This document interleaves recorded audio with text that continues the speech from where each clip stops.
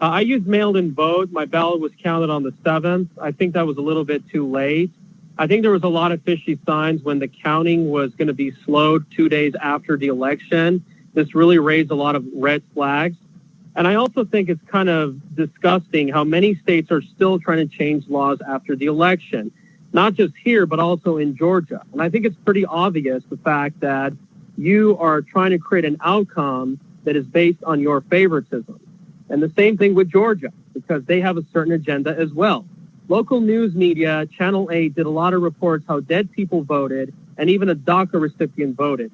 And of course, it's pretty obvious why these caravans that are coming across, it's pretty obvious that we don't even know, hasn't been told on whether they're going to vote or not.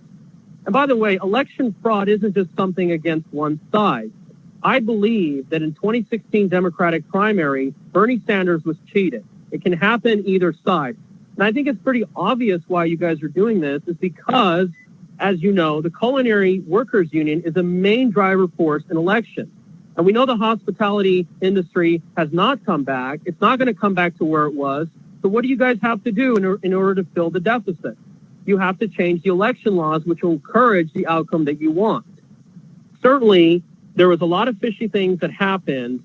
And honestly, I haven't received a lot of good evidence to prove that this is going to really be a truthful election.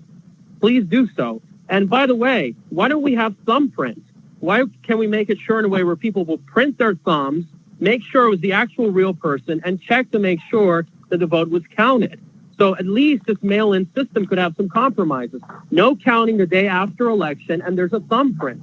So there's not even some flexible considerations. But anyway, until there's some few changes made, thank you, sir. I urge the vote no. Sir, your time is up. Hello, my name is Cyrus Hojadi, and there's some good things that I like about this bill because, look, if taxes go up, this will backfire, and it may even cause a lot of great things to happen. It will pressure further property prices even lower. It will accelerate the upcoming real estate collapse that we're about to have because we're in a real estate bubble, and this will be a double whammy in our economy. And the fact is, you guys are going to think you're going to continue to get help from the federal government and the Federal Reserve. Well, bond yields and the rising debt tell us a different story. You know what?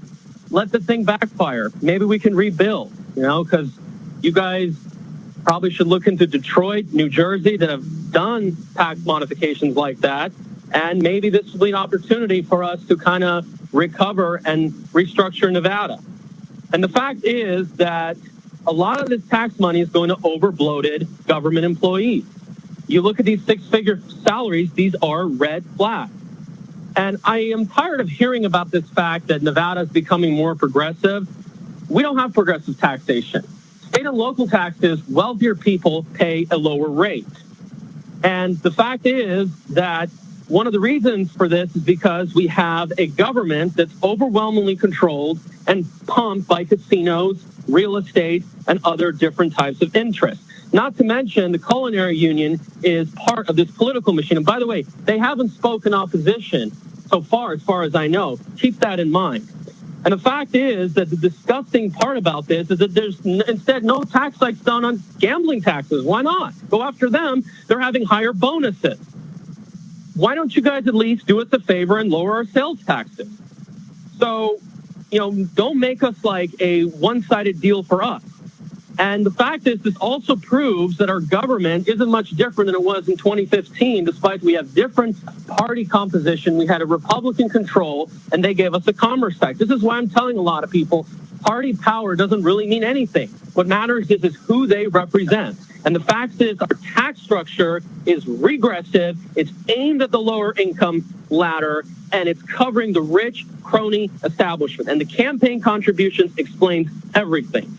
So I urge you all to perhaps maybe let it happen. It will backfire. We will rise up. Although the problem is people didn't have the balls to fight against the stadium, but maybe we can get another second chance. And hopefully this will burst the real estate bubble. And this is going to be a very interesting ride. Thank you so much.